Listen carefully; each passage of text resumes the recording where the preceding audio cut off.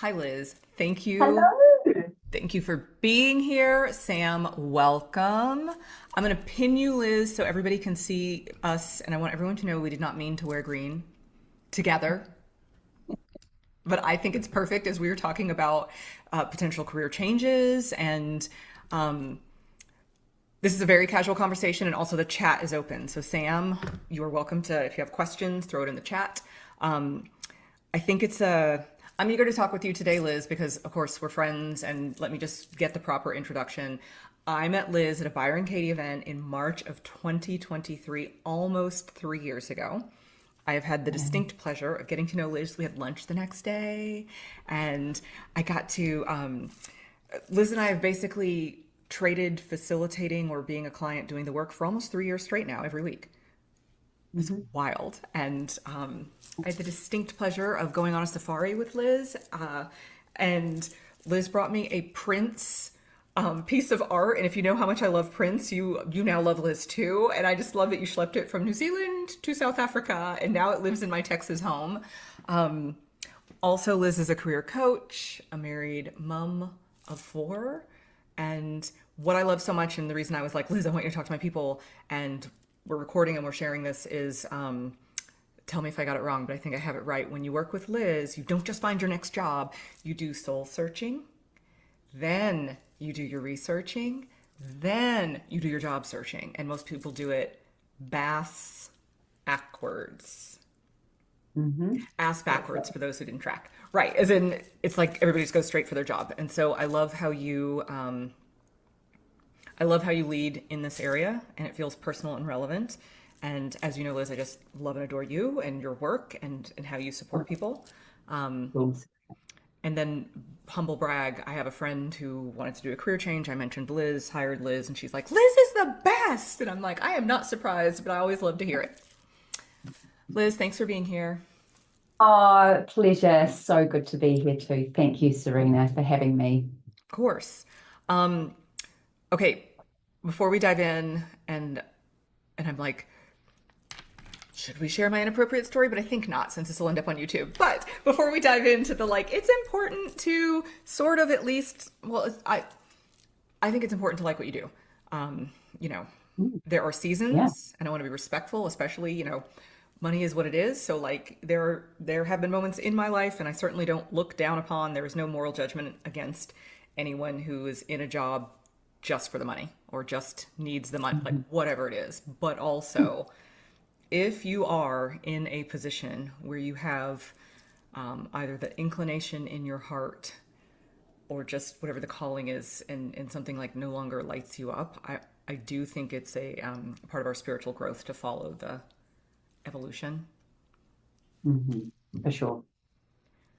Absolutely, Serena. And that's why we begin with our soul. What does our soul really want? So most of the people I work with, I've been in the career industry for over 2 decades. And if I could just share my story on how I got started in it, Serena. Please. So I did a Master's of Science in Pharmacology. I cut up and experimented on 100 genetically hypertensive rats for my thesis. And then I worked in drug trials, clinical research in a very large multinational drug firm called Roche. And definitely on a career trajectory where I was very ambitious and wanted to end up in Basel, Switzerland, which was the head office. I was preparing to go and do that and run these big global clinical trials. And so very, very focused for that's what I was going to do with my life. And then my parents decided to do a little tiki tour in the US from New Zealand. Mhm. And my father was driving on the wrong side of the road in Idaho, because New Zealand, we drive on the other side of the road. And he came around the corner and hit a camper van head on. They died on impact. Half the mountainside burnt down. My poor uncle had to go and identify them, cremate them and bring them back to us in urns. I was in my mid-20s and I had three younger brothers. And so I sat in their eulogies. It was a 2.5 hour funeral. They were 43 and 46 years old. And everyone kept talking about these eulogies about their passions in life. My mother's was early childhood, my father's was show jumping, and they'd been all around the world with these passions. And I just remember going, what? I don't even know what I like doing, let alone what I'm passionate about. Now, I just want to be careful here with that word passion because I hear clients say to me, I don't know what I'm passionate about, like there's something wrong with them. And I want to just offer that the seed of passion is curiosity. And Mm, that's where that's part of the soul search part is, well, what are you curious about? What is it that's grabbing your interest at the moment? That's where we begin. And then it may grow into passion. Passion can be actually quite rare. Anyway, I sat there going, what is going on? And realized that I pretty much have become a little bit obsessed with that topic ever since.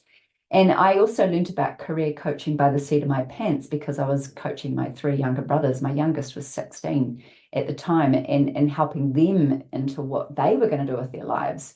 So it was a really interesting few years there. So I got to work. I hired a well, I did grief counseling, which then turned into life coaching. And I've spent a small fortune on personal development, self-help and counseling. And it probably took me about 10 years really to navigate and find my way and find my path. And that's why I have a program called Become Your Own Pathfinder. Instead of following the map that society hands you, this is what you should go and do. It's how do you find your path? How do you find your way? And sometimes it's not what our society teaches us. And so I often work, so I've really been doing that ever since I returned to university and did a career development qualification. And I have been in the industry for well over 2 decades now. I worked at the University of Auckland for 8 years in the career department, working with students and grads. And I've always kind of had my own private practice alongside that. But it wasn't until I met you, Serena, in 2023, and with the help of Byron Katie and the work and that rock that I got outside when we did that work and went, okay, time to do this full time. And that's what I've been doing for the last 3 years, full time work. So I've decided to navigate away from students and grads at the moment. And I'm focusing mostly on mid-career, people in mid-career. And people who come to me are often actually quite lost. mhm. They are, they've had a career as a lawyer or a nurse or a teacher or whatever it is they're doing. And often people in mid-career are really at an interesting juncture. Sometimes their kids are getting a bit more independent, Mhm. like they might have a bus card and can get themselves around town or to school. Mhm. Um, Sometimes kids are leaving home or have their driver's license. Their partners, their careers are either ramping up or ramping down. And sometimes there's a bit more headspace. Often the people I find have a little bit more headspace to go, what is it that I actually want? I've been so busy these last few years running around looking after everybody else, aging parents, what do I want? I've still got another 10, 15-year runway of my work. And I want this next chapter to be meaningful, to do something that lights me up. I'm really interested in. And that aligns more with values. Like values are such a big thing because they do evolve and change. And so that is a really, It's so also those are my peeps, it's also how we spend our whole day.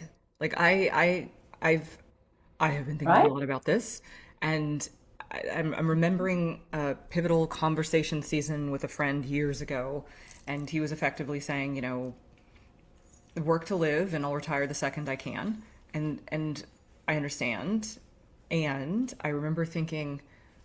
I just got into coaching and I was like, I love coaching. And I was thinking of, unfortunately, I don't have a lot of female role models to name, but I was thinking of like the 80 something year old family physician doctor who, like, my grandmother's like, yeah, he's still practicing. And like, he's practicing 2 half days a week. He's not harming himself 40 hours a week. At the same time, he's practicing because he loves it, because he's loved his decades and it's a part of his Yes. social network. It's not like, oh, he needs the money. And then I was even thinking, oh my gosh, Janet Jackson, I saw her on tour recently. And it's like, yeah, I don't believe that, quote, Janet Jackson needs the money. And I was thinking of different musical groups who still tour. And I'm like, I mean, hey, they live expensive lives. Maybe technically they do need the money, but I suspect it's this there is a level of passion. There is, doesn't want to be on tour forever but like still goes out every now and again because it's like this is what I do. Perfect. Right, purpose, meaningful, like this brings joy. Yes, it exhausts me. So no, I don't do it every single year, but also and I'm like I just don't want anything else.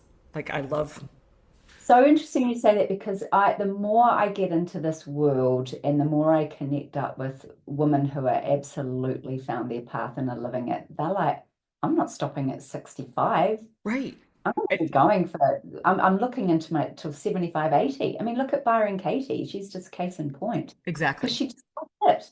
Exactly. And for anyone who doesn't obsessively love her the way Liz and I do, she's not working a Yeah. 40-hour work week. Like she has an event in person and she's excellent and her team is handling it. But the point is, she's not done. Like Liz said, like Mm. she's not punching a clock, but she's not like I did that. See you later. I think she still does a live Zoom. So you guys like a live Zoom. She's also not just like writing one blog post a month.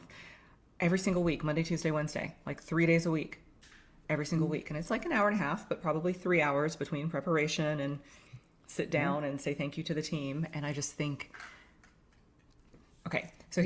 here's our pivot. A, that's what I want. B, on the back end of my business, and I know you know me personally, Liz, so like with my father's brain injury and the mayhem on the back end, I am just in a major pivot season in my business. And it's interesting because the way you describe like being a pathfinder, Mm. even for those of us who identify as entrepreneurs, even for those of us who've been entrepreneurs for more than 10 minutes, a whole 6 years over here.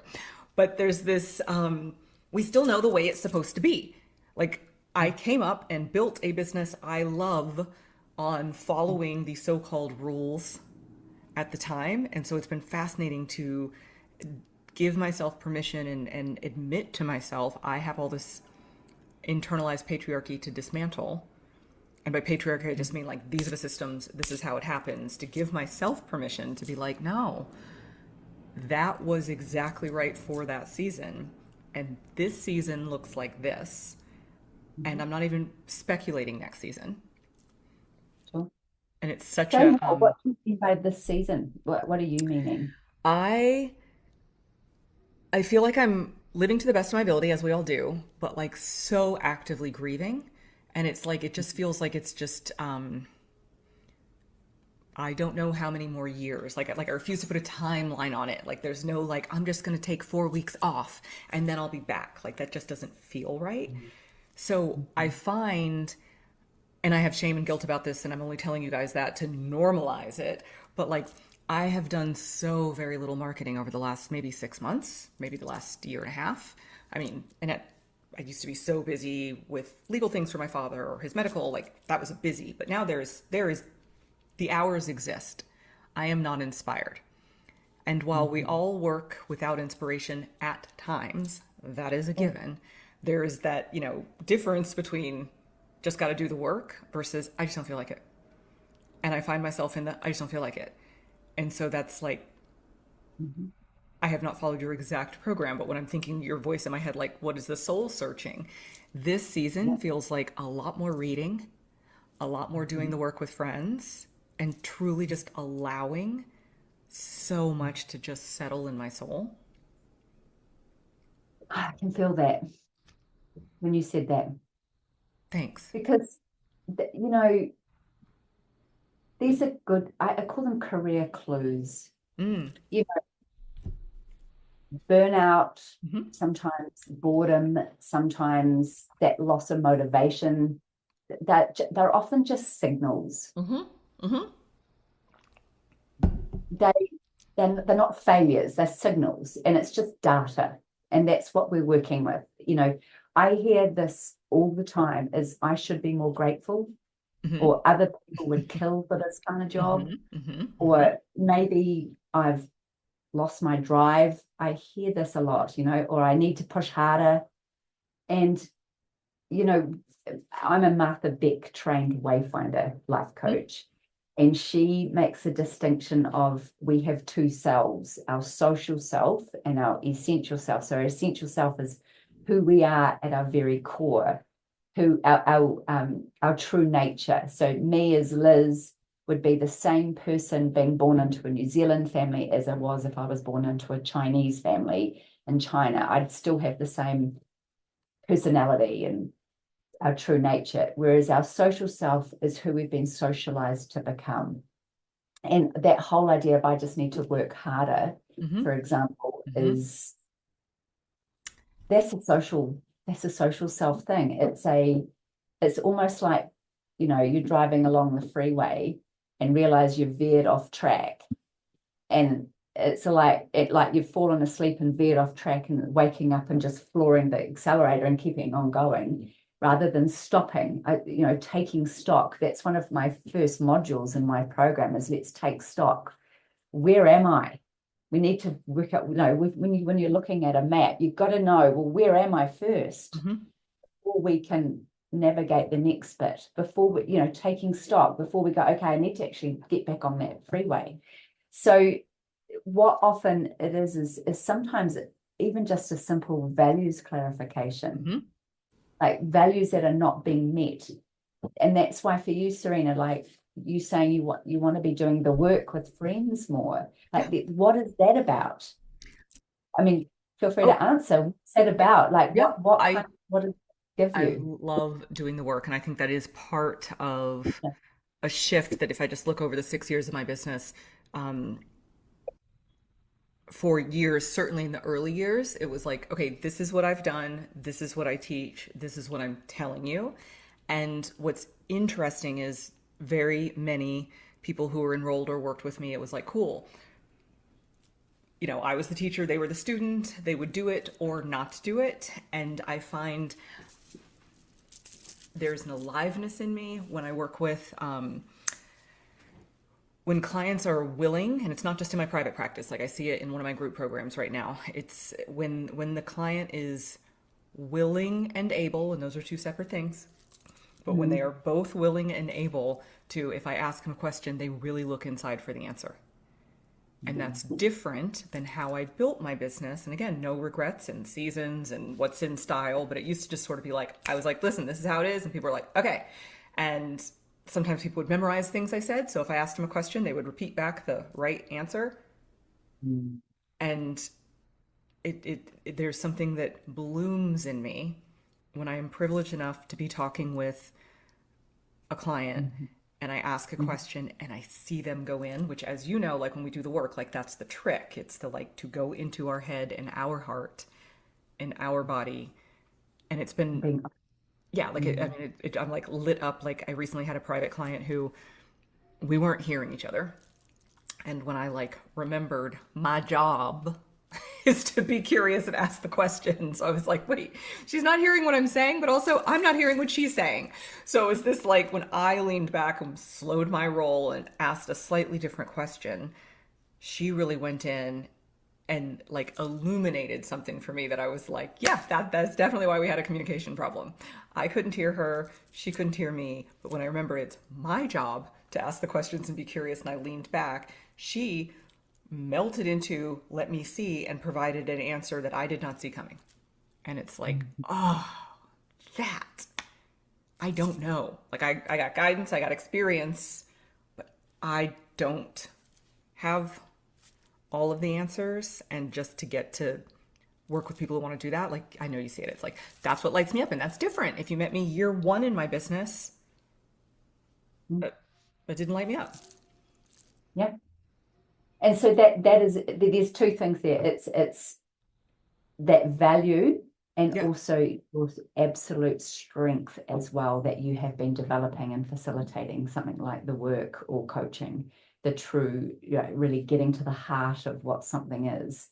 And sometimes, you can still do that running groups or yeah, teaching, yeah, but the actual facilitating and coaching, maybe doing more of that yeah. is really what you're craving. I have the side project. I haven't told anyone about it, so let's do it while it's recorded, and Sam gets to hear it first. Let's go. I haven't told anyone about it, but I was noodling on the socials. I don't know, a week or two ago, and somebody said something, and it sparked an idea, and I have not Mhm. I don't know. Nothing may come of it. This just may be something funny on the internet. But basically, somebody was looking for some help with closing their sales. And 1 zillion years ago, I remember I applied to work for a coach to be a sales closer. And they didn't hire me. They were like, you're clearly going to do your own business. And I was devastated. And then I also remember being like, well, I am doing my own business. And like they knew it, which is why I was upfront. But I decided it was a very clear sign from God. And so I just focused and boomed my business, blah, blah, yay. And I have this, when I was in college in the early 2000s, friends, but Victoria's Secret was a cool company back then. It's not anymore. And I worked part time as a sales associate and I loved it. It kept me from being depressed. Like I was at home for the summer and part time, and otherwise it was just too much watching TV and only going out with friends at night. And so it was like fun. I had somewhere to be, somewhere to look cute. At the time, I loved the discount, and I would like win every sales contest on my part time hours. And so it was a Wow. real win-win-win because the Yeah. manager was like, how do you do this in 20 hours a week? And I was Oh, like, it's just fun. It's just, I mean, it was fun. It was fun. I was like, you can get a free pair of pantyhose. Watch out. Like, it was just good, clean fun. uh-huh. And so I'm like, oh my God. So I've reached out to this person, but I'm like, if not them, I am eager because as a business coach, some of the feedback that I get that's fair, I've argued forever, but like sometimes people are like, but you're a business coach and mostly coaches hire you. So like you don't know Mm. what it's like to sell to corporate people or, medical, like you don't know. And I'm like, I want in somebody's business to sell some of their stuff. Right. A, to find out what I don't know, because it's there, and B, to double down on being like, but here's what I do know that I did know, but like, I'm not changing my That, whole. no, that it's universal. Yes, Sales is universal. And yes. if you've got that, well, it could be a gift of yours too, Serena, is a gift of sales. And I remember being asked that in a question once in an interview, is selling are you born a salesperson Hmm. or are you learn being a salesperson? And my answer, I remember I was in my 20s when they asked me that. I said, I think you can learn it. And they said, sorry, you've got that wrong. You're born with it. Well, I I know. agree with you, but I think that's so interesting. They were like, nope, I'm with you, Liz. But I Well, mean, interesting, yeah, because Tony Robbins, I just heard his, what did he do, his rise recently, and he said gifts are made. That's what he said. And he talked about Steph Curry I and was just please, I'm sorry to interrupt it. I was going to share that story. Continue. yeah, he does 500 shots a day, 7 days a week. That's just what he does. So anyway, but Wait, someone thinks they heard you wrong. So I'm going to repeat what Liz just said. You didn't hear it wrong. And she learned it from Tony Robbins, and I admit I did as well. Steph Curry is a phenomenal basketball talent. He is gifted. He also shoots 500 free throws a day, 7 days a week, has done that since like middle school, high school, whatever it is. So it's like gift versus are you born with it? It's like, was he born good? Yes. And, yeah, you that's know, that 10,000 hour rule. I mean, he's got to be at 10 million. And we're the point where when he takes a shot during the game, he turns around and runs away because Yeah. knows it's going to go in. He doesn't wait to see if it goes in. So that's how good he is. So that's what Tony Robbins' opinion is. Whereas I always say, well, sometimes we are born with gifts. I believe we are. And when we use our gifts, and often I'll ask a client, what are your gifts? And they can't tell me. And that's part of the soul search as well, is we are born with our gifts, I believe. And when we get to use our gifts, it's an incredibly pleasurable thing. Yeah. And we are at work, the average human is at work 80,000 hours. That is over a third of our life. And so, why not be working in something where you're using your gifts? Because it is such a pleasurable thing. We can hit things like flow state. By the way, flow state is using gifts, but at the very edge of your ability, apparently, because that's where you stay completely present. I know Martha Beck talks about she learned skiing as an adult, which is much harder. And she finds that she's constantly at the edge of her ability, but she loves it so much because she's fully in that presence. So often that's what that flow state is about. But using our gifts is a wonderful thing. And so that's why I think, if we are at work for that amount of Yes. time, enjoy what we're doing. Let's be Yes. interested in it. Let's be using our gifts. Let's know what they are. And let's And so, follow yeah, the sorry. path. The way, no, I'm sorry, but like the way you're like the pathfinder, it's such a different as opposed to the prescribed way. And that's where I'm like, And often when a lot of the gifts and skills and that sort of topic, I talk about having, do you need a career evolution or a career revolution? And mhm, most people would actually think, I've got to burn everything down. I need to start again. I need a revolution. That's what I need. Most people believe that when they come to me. When we go and look at our gifts and the skills we prefer to use, not necessarily the skills we're good at. Just because you're good at something doesn't necessarily mean you like doing it. That is not how you make career decisions, whereas most people do.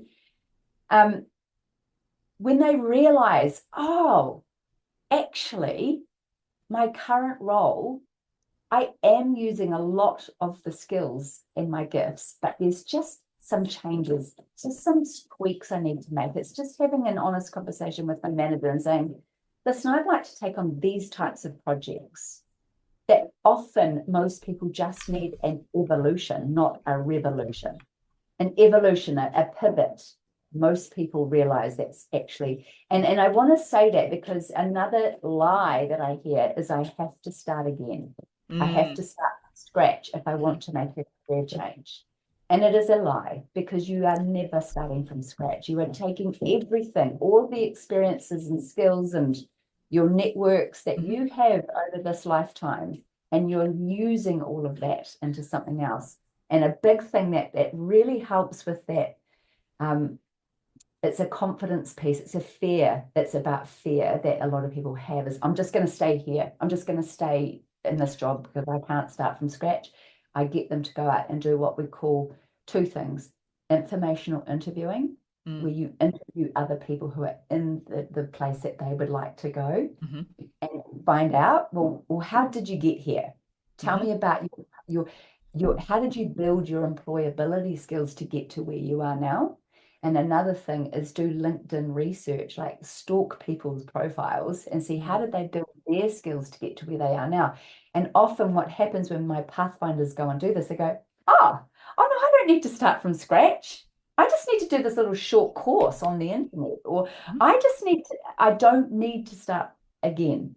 And it's such a confidence boost. And I know you talk a lot about energy, and I do too. When you realize, you are just energetically vibrating at a higher level and you're becoming that energetic match for what you're trying to attract.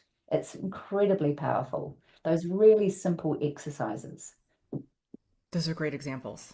And Mm. it's interesting because of course in my little realm I hear all the time about like gotta burn it down or starting over. And I think especially right around Mhm. 40, I think it's and past, what I think is really in play is like our ego's identity. And what I mean by that is like success, like we just don't want to fail. People are like, oh, I'd have to start over, I'll just stay here or whatever, mostly because of a fear of being perceived as failing when it's like we've worked so hard to build this reputation or we've worked so hard to get here. I don't want to risk, air Mhm. quotes, disappointing myself or others. And it's like, right, because at 25, you don't do that because 25-year-olds are children and in the most beautiful way. But I remember my 25th birthday making a joke over cocktails, but I wasn't kidding, being like, well, I guess I got to get my stuff together now.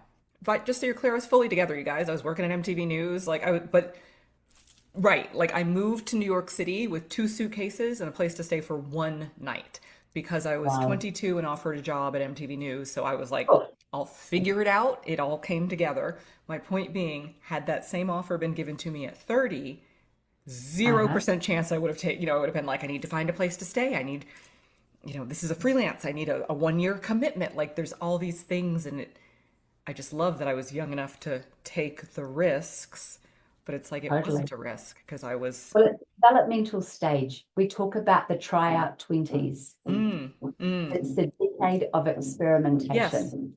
And we do all sorts of things in our 20s. We yes. study, we have a few relationships, we do travel, we try on different personalities when we're overseas and trying things out. And we try lots of stuff.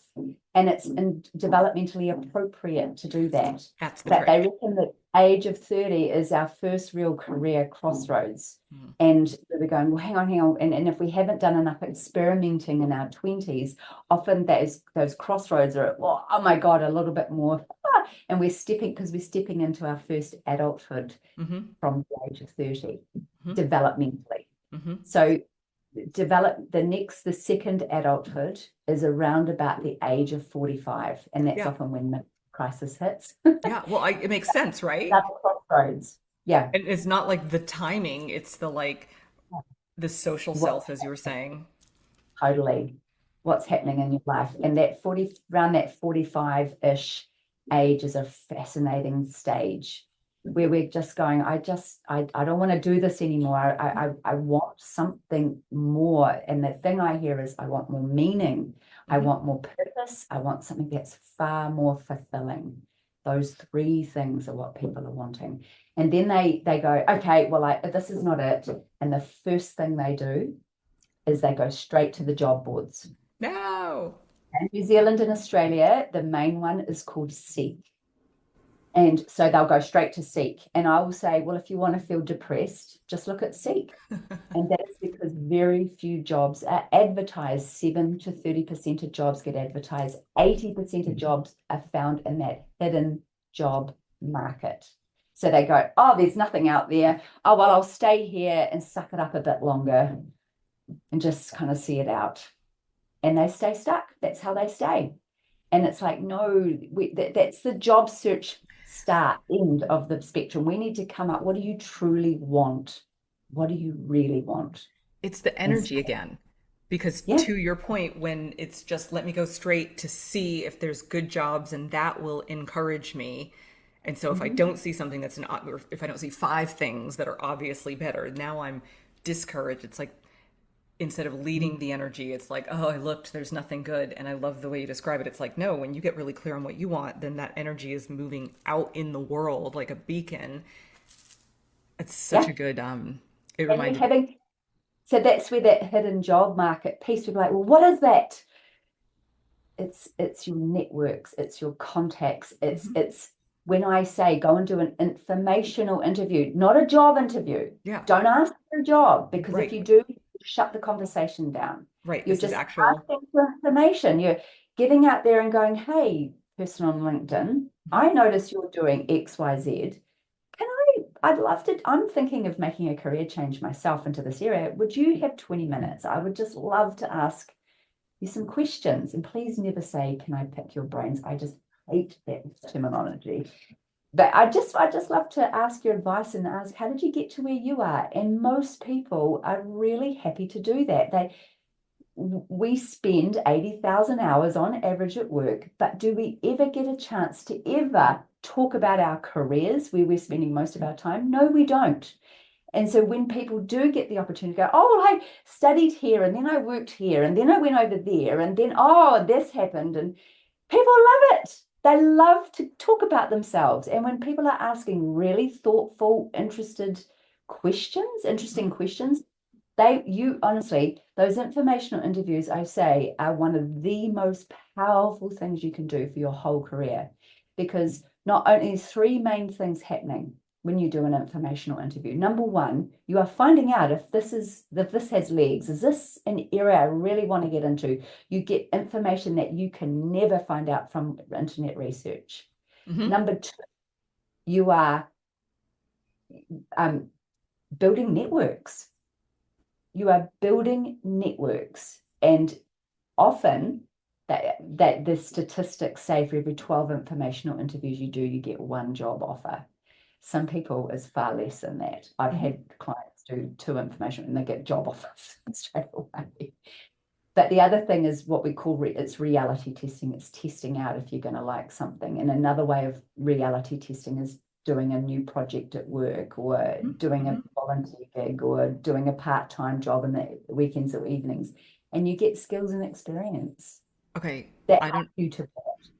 I don't know if you know this. I think you're going to love this. At the end of my New York City time, I'd worked on a TV show. It was canceled. I knew I was done with television, but I decided I wanted to stay for Christmas because I think Christmas in New York City is phenomenal. So I was like, I'm not Mhm. moving for 5 months. Like, I'll move in January.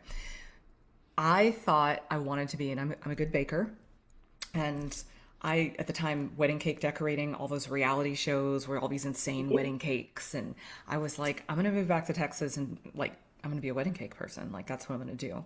And so I knocked on some doors and we'd had a phenomenal chef, wedding cake maker featured on the last show I worked on. So I told her, I don't want to be paid. Don't pay me. I just want an internship, but like a real, like, let me in. So I spent a few days a week, got to bake with her, learned all sorts of cool stuff. Oh, Wow. it was phenomenal. We listened to a lot of No Doubt, Return of Saturn, that CD, whatever that CD was. We listened to that all the time. And she like baked from scratch. It was a whole event. But there was a day when, and it was a moderate, but she had a $10,000 wedding cake. And we put it in the box and we were loading it into the taxi cab. And I don't have panic attacks, but I almost had a panic attack. And I was like, what if the cab stopped short? And like, and she was like, well, I have my kit with, I'll fix. But I'm nervous now telling you a $10,000 cake gets put in a box in New York City traffic. And if something goes wrong, she's got a couple of tools to try to jazz it up for the wedding. I can't live like that. And it Oh was my God. truly the most fun because I had such a good time, but I was like, no, I can't like I do not do that business because I interned, as in I was like, no, I could Right. not. You understand? I could not. I was like, I cannot handle the responsibility. You can't. I can't. I don't want to do people's wedding date cake. And I'm so That's grateful the internship because I would have marched myself back to Texas and taken out a loan and like been all in and then realized I do not want to be responsible for people's effing $10,000 cakes. uh-huh. What fantastic reality testing is what I say to that. It was the best. All about. That is what it's all about. But I want to also say, just for your business owners, Serena, Hmm. um, I work with a lot of business owners, but more about their career and Hmm. using their business in a portfolio of what they do and Hmm. becoming a portfolio worker. Hmm. Because sometimes business, and I'm in business, as we know, we have down years, Hmm. um, Hmm. I've had them. and they're quite, when it's all about energy and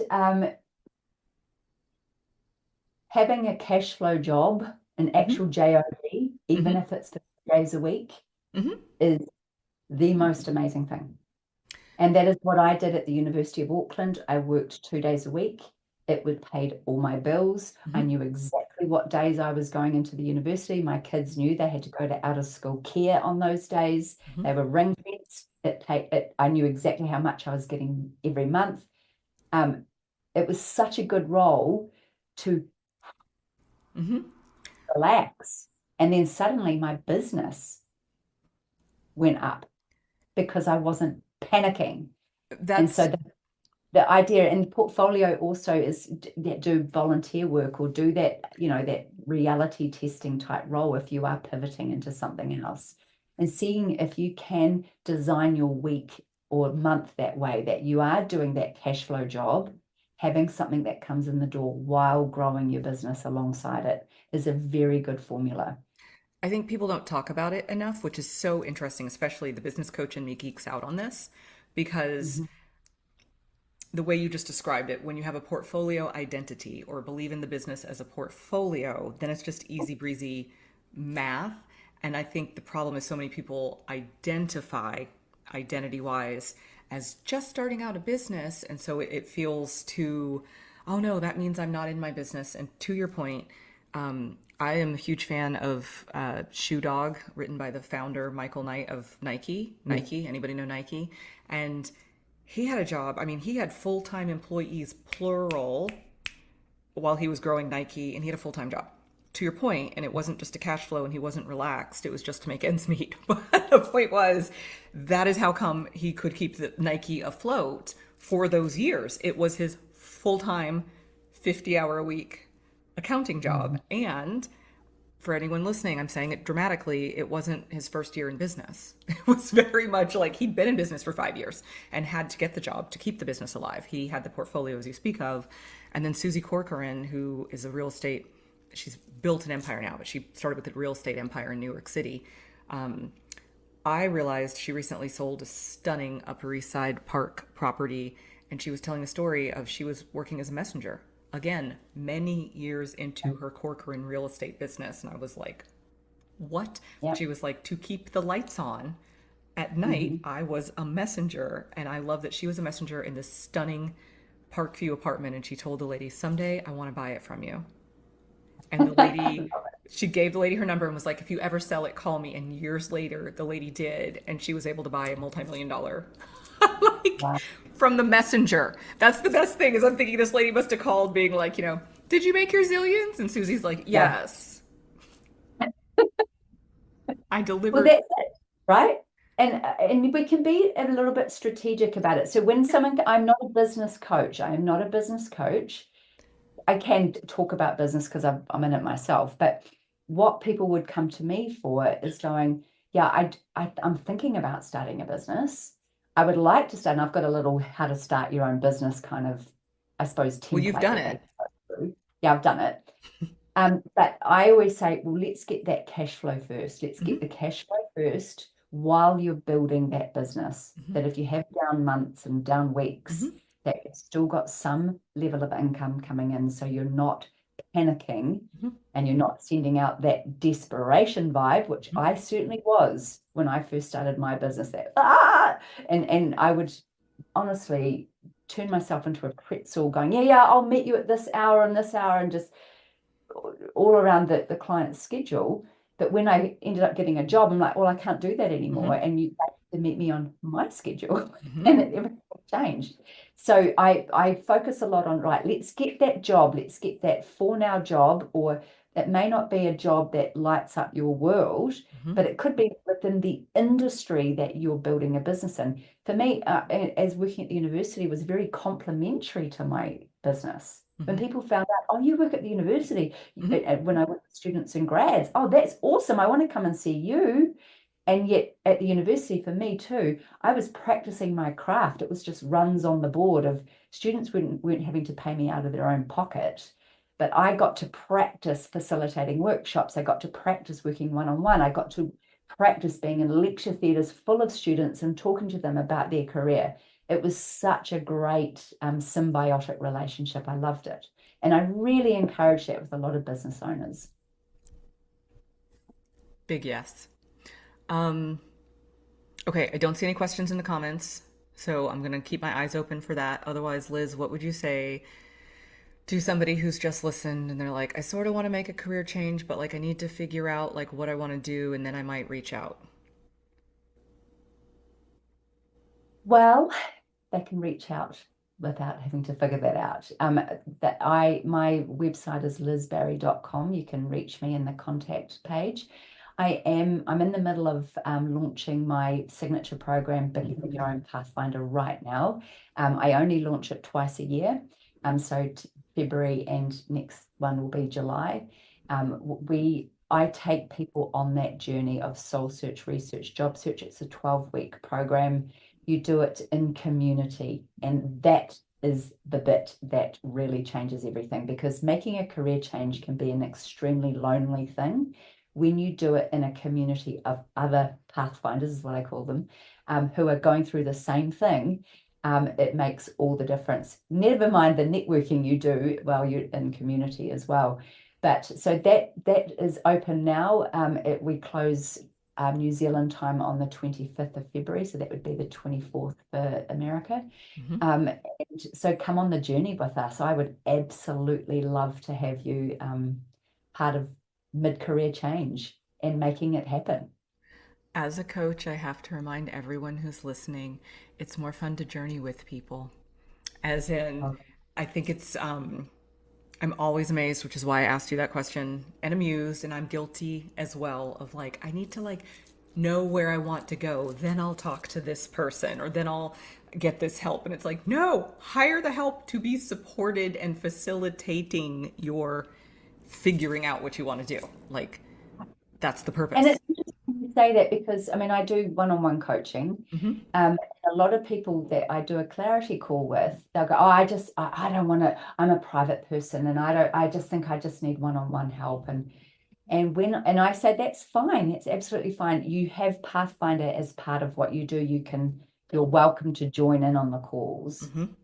on the group calls. And when they do come along, they realize, oh, oh my God, this was the bit that I Mm-hmm. enjoyed the most, helped me the most, is Mm-hmm. because more minds are better than one. I don't Mm-hmm. have all the answers, but when we're in group and other people going along that having the same issues or realizing they've just worked something out, or hey, I've got an auntie that does Mm-hmm. XYZ, I can set up an informational interview for you.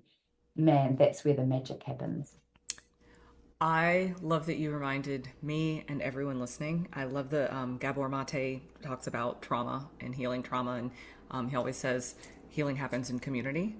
And I Mhm. think it's not just healing, but also healing. It's like, right, so much of our, even our fears and fears of failure and fears of people thinking like we're crazy, whatever it is, as it pertains to our career trajectory, it's like, yeah, that usually comes from other people's judgments. And to be in a community, it's like we get to heal it as we are adjusting and saying, like, I now choose this, or I'm going to find that, to have other people witness it, honor it, and like you said, be like, cool, my auntie might be able to help you. Yep. And that's the spirit of it. It is a confidential, safe Mm-hmm. container. I'm very careful about making sure we have that safety element, that confidential element. And so when people feel safe, they can share more and it helps other people when we share as well.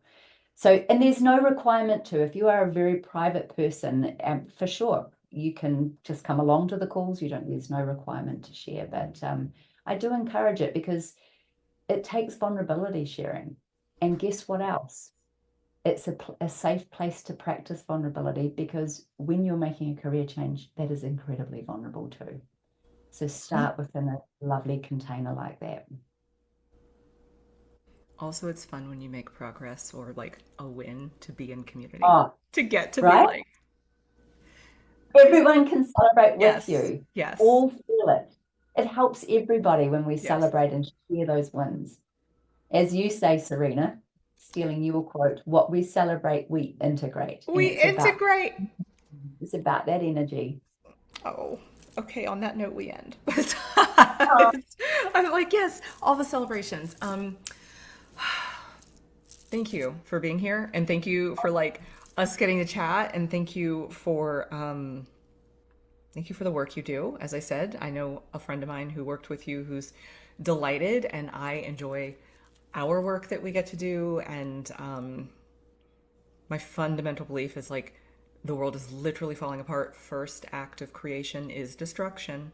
So we are in the, and I fundamentally believe the more people who do work that does light them up, that does is meaningful to them. Like I literally not like that heals the world. I'm like, no, that's how we are building a more loving,